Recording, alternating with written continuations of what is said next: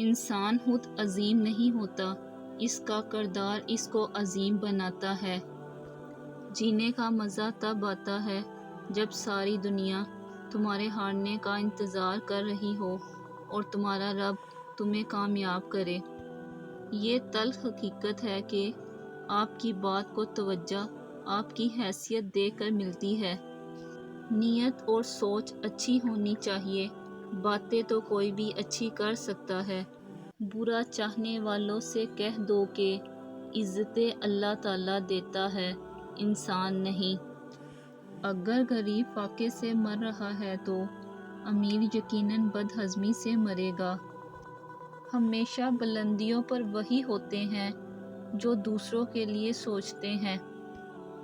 تمہاری اصل ہستی تمہاری سوچ ہے، باقی تو صرف ہڈیاں اور خالی گوشت ہے۔ لوگوں کو اس بات سے غرض نہیں کہ آپ خوش ہیں یا نہیں، انہیں فرق اس بات سے پڑتا ہے کہ آپ انہیں خوش رکھتے ہیں یا نہیں۔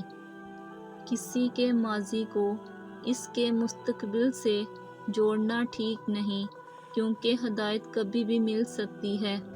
اپنے دل کو مضبوط بناؤ اور اللہ پر یقین کرو، وہ تمہاری ہر مشکل آسان کر دے گا۔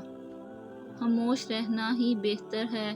اس زمانے میں لوگ لفظوں کا غلط مطلب نکال لیتے ہیں۔ شاخ پر بیٹھا پرندہ شاخ کی کمزوری سے نہیں ڈرتا، کیونکہ اس سے اپنے پروں پر اعتماد ہوتا ہے۔ اگر زندگی میں سکون چاہتے ہو تو کبھی کسی سے توقع مت رکھو۔ توقع کا پیالہ ہمیشہ ٹھوکروں کی زرد میں رہتا ہے۔ زندگی جینا ہے تو پھر حالات سے ڈرنا کیسا؟ جنگ جو لازم ہوں تو مقابل نہیں دیکھا کرتے۔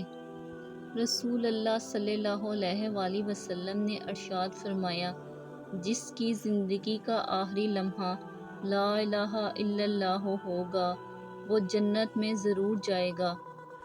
کبھی کبھی گناہ گار کا ندامت بھرا ایک آنسو مغرور کی عبادت سے سبقت لے جاتا ہے۔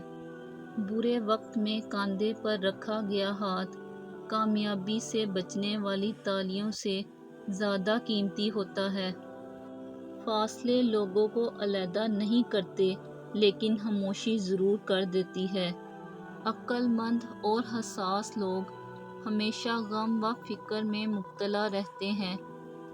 روزانہ اس دنیا سے لوگوں کا رخصت ہوتے رہنا زندہ رہنے والوں کے لیے بہت بڑی نصیحت ہے۔